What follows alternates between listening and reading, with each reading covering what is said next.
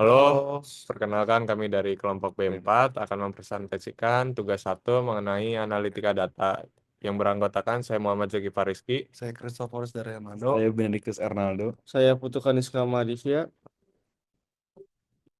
Oke. Ya, untuk saat pertama kita akan menjelaskan makna dari data yang kita ambil yaitu Heart Disease Prediction Dataset. Dataset ini digunakan untuk memprediksi resiko jantung berdasarkan berbagai faktor medis dan demografis dari pasien. Nah, itu tuh meliputi seperti usia, jenis kelamin, tekanan darah, kolesterol, dan detak jantung. Kolom target yang kami ambil itu menunjukkan apakah pasien memiliki penyakit jantung diberi tanda 1 dan apabila tidak memiliki penyakit jantung 0. Dataset ini bermanfaat untuk dianalisa data kesehatannya dalam pembuatan model prediksi berbasis machine learning. Nah, di sini ada hal yang diprediksi dengan decision tree. Nah, target prediksinya itu ada tiga. Yang pertama itu ada model decision tree bertujuan untuk mengklasifikasikan apakah seseorang ini memiliki risiko penyakit jantung atau enggak.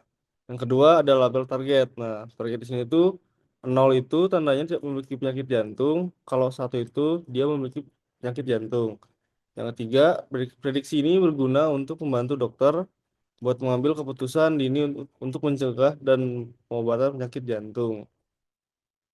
Nah, di sini ada 13 faktor prediksi. Yang pertama itu ada usia atau age, ada jenis kelamin atau seks, tekanan darah, istirahat atau stress stress types, atau yang keempat ada kadar kolesterol, col, col. Yang keempat ada denyut jantung maksimal atau talas, dan ada nyeri dada atau CP, ada restes juga. Selanjutnya, ada gula darah atau FBS, ada gina akibat olahraga atau eceng, ada old peak, ada stroke, ada jumlah pembuluh darah utama atau CA, ada jenis thalassemia atau TAL. Totalnya berarti 13 faktor. Oke. Nes, Nah, selanjutnya ada tujuan. Nah, yang pertama itu ada membantu tenaga medis dalam mendeteksi penyakit jantung lebih dini. Yang kedua ada memberikan pemahaman yang lebih baik tentang variabel mana yang paling berpengaruh terhadap prediksi penyakit jantung. Dan yang terakhir ada meningkatkan efisiensi dalam proses diagnosis tanpa perlu pemeriksaan medis yang lebih kompleks. nah, itu. Kemudian sekarang kita akan bahas mengenai proses pembuatan decision tree. Jadi pada pertama ini ada pre-processing data dulu. Jadi setelah kita mendownload data dari Kaggle, kita pertama harus memeriksa dulu data yang hilang dan menghapus jika data itu diperlukan. Kemudian mengubah data kategorikal seperti seks dan CP menjadi format numerik yang sesuai. Kemudian ada untuk memisahkan dataset menjadi training dan testing set, misalnya 80% sampai 20%.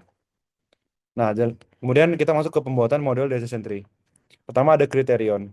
Jadi kriterion itu kita menggunakan Gini index atau entropi untuk menentukan seberapa baik suatu atribut membagi data. Kemudian ada max depth, itu untuk menentukan seberapa dalam pohon dapat tumbuh untuk mencegah overfitting. Contoh max depth sama dengan 5. Kemudian ada min sample speed, menentukan jumlah minimum sampel yang diperlukan untuk menjadi sebuah node. Contoh min sample split sama dengan 10.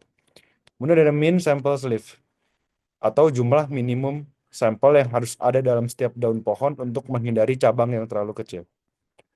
Dan terakhir ada pruning atau pemangkasan pohon, itu untuk mengurangi kompleksitas model dengan memangkas cabang yang tidak berkontribusi signifikan. Nah, kemudian kita masuk ke proses pembuatan model decision tree. Yang pertama itu ada tujuan model, pemilihan fitur dan target.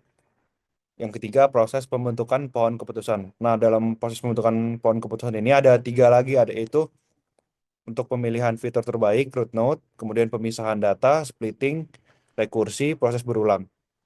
Kemudian yang keempat ada parameter penting atau hyperparameter. Itu ada kriterion, max depth, min sample split, min sample lift, dan max feature. Yang kelima ada stopping kriterion. Keenam kemudian evaluasi model.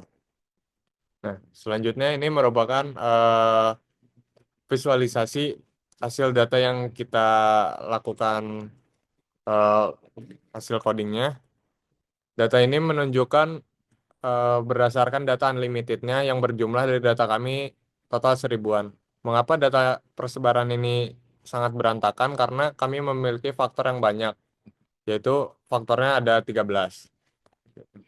Nah, kami juga menyediakan visualisasi dokumentasi yang terdirikan dari 12 data, sehingga apabila 200 data ini akan menjadi lebih rapih decision tree-nya. Kemudian kami akan membahas cara kerja decision tree dalam permasalahan ini. Decision tree adalah metode analisis data yang bekerja dengan membagi data ke dalam cabang-cabang berdasarkan fitur paling berpengaruh.